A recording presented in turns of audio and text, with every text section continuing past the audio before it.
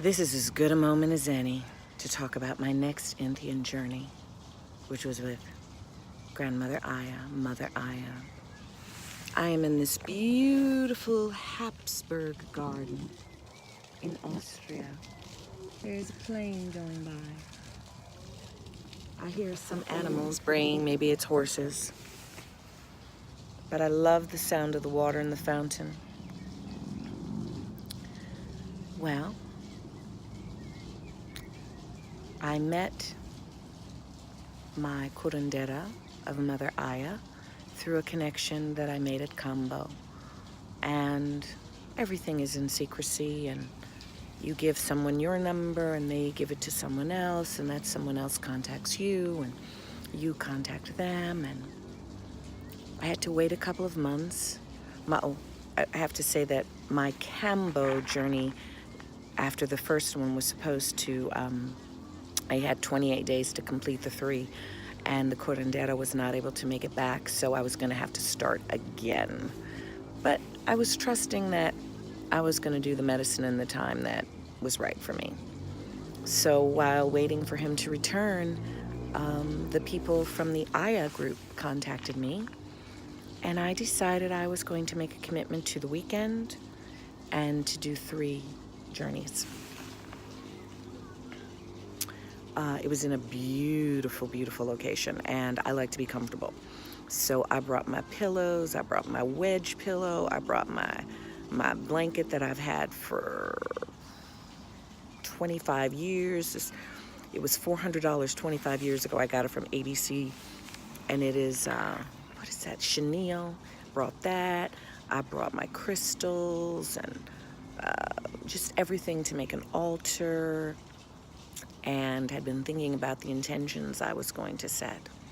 So I'm going to do this in pieces because each night was very different. So for this, the place was an extraordinary house with amazing art, and just cozy and comfy with land. And there were about 20 of us who were going to journey. There was live music playing throughout. I have a constitution that requires a lot of medicine. And the intention I set for myself for my first night with the grandmother, was that I wanted to feel the love of the Great Mother. And they sang and they prayed and they saged and they, we're in total darkness. But the music is beautiful. There are about 4 live musicians, guitar and singing and flute and other instruments that I don't even know what they are.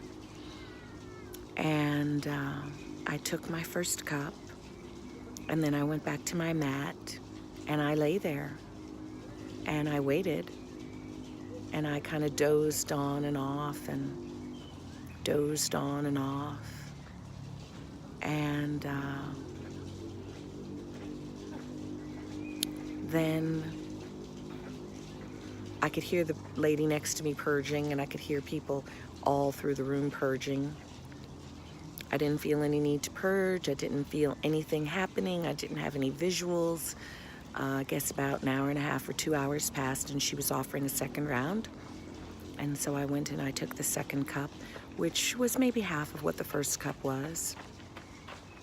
And then I went back to my mat, and I lay there and listened to the wonderful music and dozed in and off. And I dozed on and off. I don't know how long, but it must have been 5 or 6 hours, because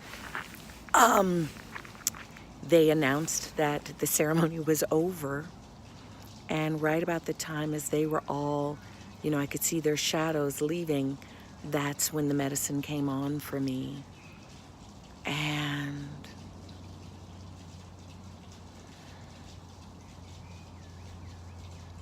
it was a feeling of just being held and safe and good. Maybe I had in the darkness some squigglies, but squiggly darkness, but not much else visually. And that went on for several hours of just feeling the love of the Great Mother. I mean, I think that was the perfect intention to set for myself. And so I did not purge, and I felt loved, and I felt taken care of, and I felt like, okay, this is definitely not my combo, and I can do 2 more nights, 2 more rounds. I slept.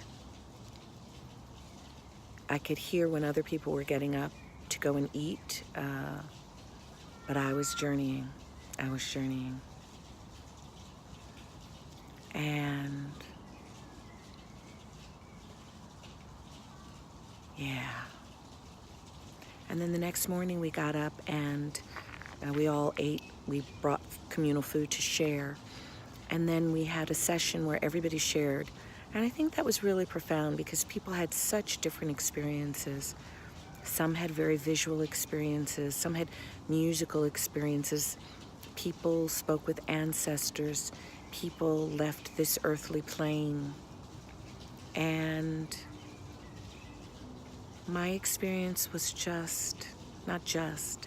but it was feeling taken care of, like I was safe, I was loved.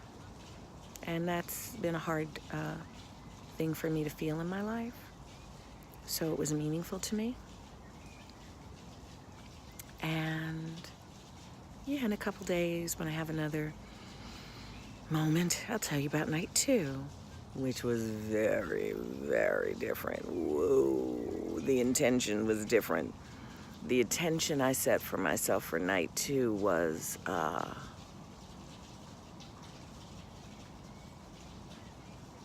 to show me what was standing in the way of me fulfilling my highest potential. So you can imagine what came up.